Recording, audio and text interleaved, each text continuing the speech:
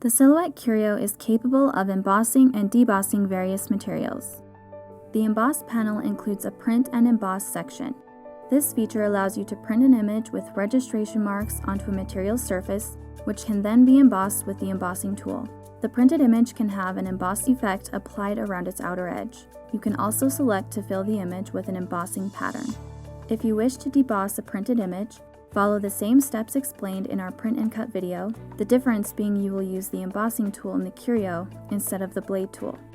In this example, we will be using the Print and Emboss option. Begin by opening your design in Silhouette Studio, then create the desired embossing lines around or inside of the printed image. In the Emboss Tool panel, under the Print and Emboss section, click Print.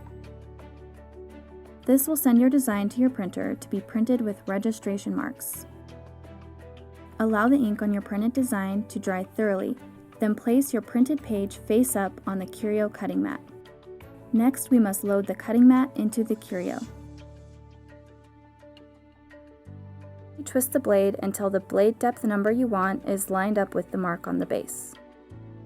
Place the blade tool into the Curio's left tool holder and place an embossing tool into the Curio's right tool holder. Now click Cut Registration Marks, and the Curio will cut out the printed black registration marks.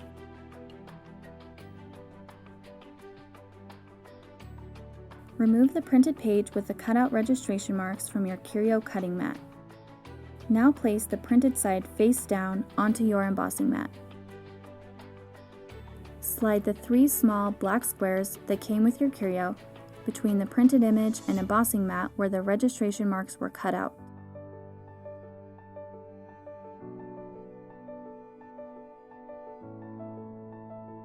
Now load the base into the Curio. Load the embossing tool into the left-hand tool holder. You may now click Emboss in the software.